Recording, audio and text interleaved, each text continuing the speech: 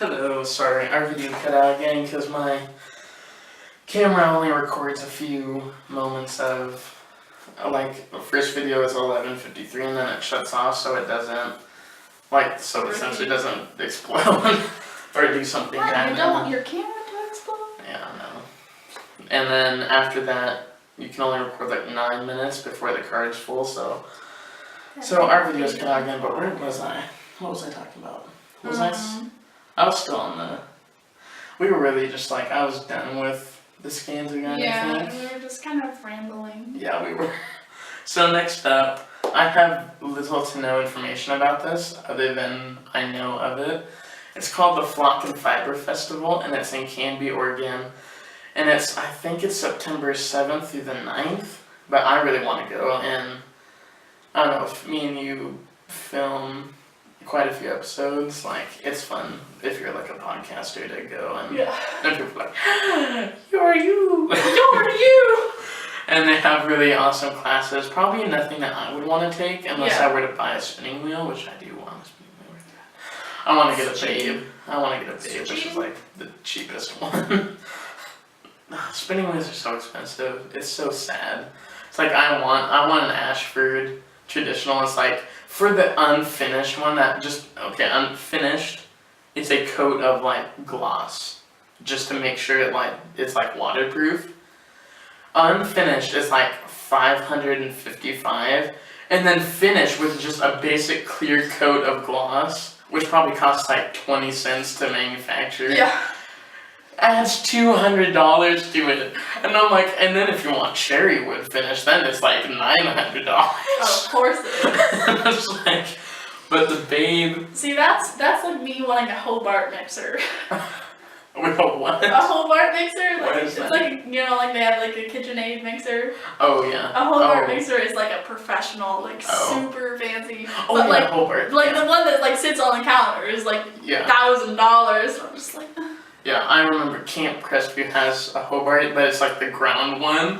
Cause like if you're in line on the chapel side, you look in there and it's like, you don't mix up. No, I've used them before, and I'm just like, there's a beautiful mixer. Me and the few friends I made at camp this last week, which I want to talk a little bit about camp. We were standing in line.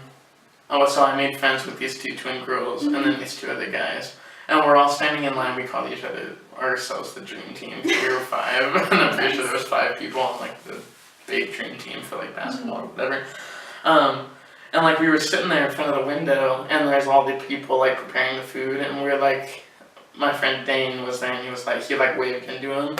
And like no one noticed, and so he kept waving, and pretty soon we were all like waving, like jumping up and down. They weren't noticing. We're like, what is this, like a one-way glass window or something?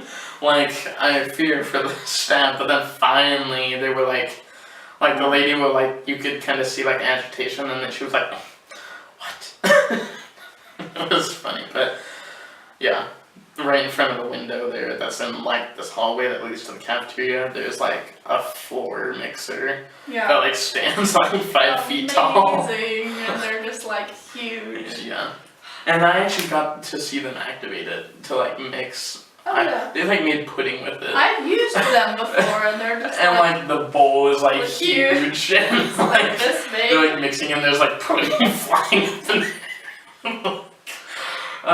So yeah. That was very interesting. But back on topic, Flock and Fiber Festival. It would be cool because they have like a marketplace, which most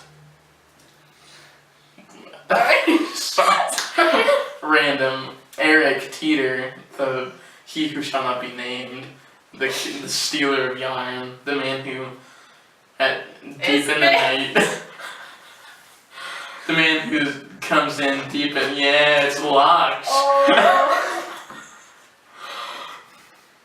We didn't count on that one. He has keys. Dang it. So yeah, they have like a marketplace where we watch. You can like buy yarn and fiber and stuff like that. Some people sell wheels.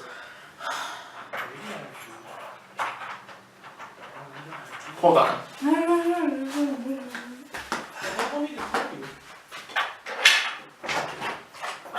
Don't let me disturb you. Oh yeah. Yeah, you trying to get it, it's not disturbing.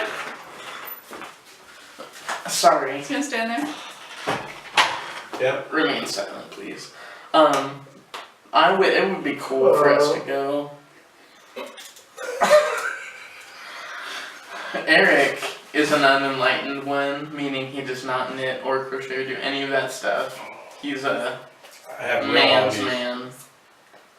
He's a man's man, and so, yeah, he seeks to halt all knitting activities that involve the church, pretty much, indirectly. So, I'm just going to completely not acknowledge Have I done him. anything to discourage you, Carlin?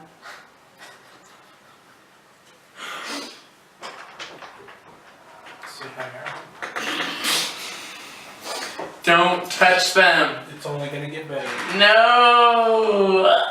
Please, I'm sorry. Better. I'm sorry. I'm sorry. Oh, you haven't even seen a good video yet. He's gonna go cut up your yard. Forgiveness. You might be getting a new video, say, Thursday. Okay, Maybe I'll post it on your webpage or your you can't. Facebook page. Oh yeah, my Facebook. That way everybody can see it. Stop squeaking the door. You're okay. Just completely ignore him. So it would be cool if I had a spinning wheel. I want to get the Babe ones, which are made out of PVC pipe, which is interesting, but they're still really good. And the cheapest one is $208 that the Woolery offers, which is like a website for like spinning wheels mainly. Yeah. Spinning wheels and looms is what they deal in, but yeah, which I have a loom. I have a rigid heddle loom that I got from them for Christmas. So I don't know, I'm going to talk to, maybe we can collaborate to see if there's a way that maybe we can go over there, and even if the classes, unless I have a spinning wheel, there isn't much that I would really want to take. Yeah. And even so, like, the cheapest one is like $85 for like a whole day class from like 9 in the morning to like 4 in the Yeah, I make like $100 a month. Yeah. I can't afford an $80 class. Yeah, so probably no classes for us, but it would be cool. I don't know if, I'm sure there's loitering involved, like we could just take like camping chairs and like go and sit like right in the middle of the marketplace. And then we'll just like sit there and knit. And they're like, who are you? Like, we're the knitting nerds. With the cat. With the cat. Yeah, how would we do that? I don't know. Oh, I see. Okay. Okay. That's okay. Like that? Yeah, like. Anyway, we'll have to figure out our gang sign off camera. So yeah, I just want to talk about that. If you're in the Oregon, Washington area, I hear it's very definitely worth checking out. Even I think it runs for 3 days, 2 or 3 days. I think doors are open at like 8, and then they close at like 5. So it's pretty cool, and you get like, there's certain times when the marketplace is open where you can go and like hoard yarn together. And you're like, just like hugging. that's me. Stroke the yarn. That's me. Whenever I get the skin grown, especially this. I'm not supposed to show you that yet. Especially this yarn down here that I'm going to talk about momentarily. Yes, actually, right after this segment. I just like I got it because I was at summer camp when it arrived, and so I like had my mother like send me a message like just so I could sleep at night. That was how bad it was, because the guy who owns the fiber company, he had let go of a lot of the spinners because he didn't think he would have a lot of orders in his last month of working. Klaus. Turns out he had like 1,000 orders from all across the world that he had to fill, and he had only like 1 spinner left, and so he was like, I have to go and hire all these people back and get them to work. So it came like a month and a half late. And like I was so antsy, especially after we got the confirmation email that had been sent to us. Like I was like having nightmares that I got like like a plane was carrying it, and there was like a bunch of like innocent like women and children on it, and like they actually like got killed, and it was so sad. In my dream, I only cared about the yarn that was in the cargo hold, Oh and I god. was like, I should seriously need to like realign my priorities. So, but I'm happy now because it's here, and no plane died to bring it to me. So, yeah, I'm a bad person. I'm very obsessed with you.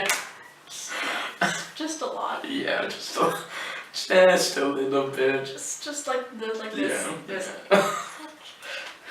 Yeah, but yarn is my world, aside from God. There's God, there's yarn, and then there's family. I'm just kidding. Where do I come in here? Like all the way down to the floor?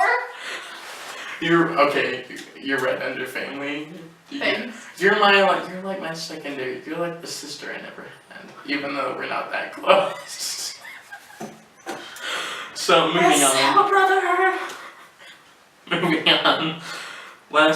Actually, the last known segment. I'm going to bring something up Oh dear. at the end. I'm calling it Endangered Species segment, where I feature one skein of a discontinued yarn from somewhere. Is this the color I want? Yes. This is Crown Mountain Farms, which I've been waiting for months, and it was horrible. When I found out about them, I looked at their yarn, I ordered it, and then everywhere, Crown Mountain Farms popped up from like 3 years ago, like episodes of Round the Twist with Karen. Hi Karen, if you ever watch this, if you ascend from on high.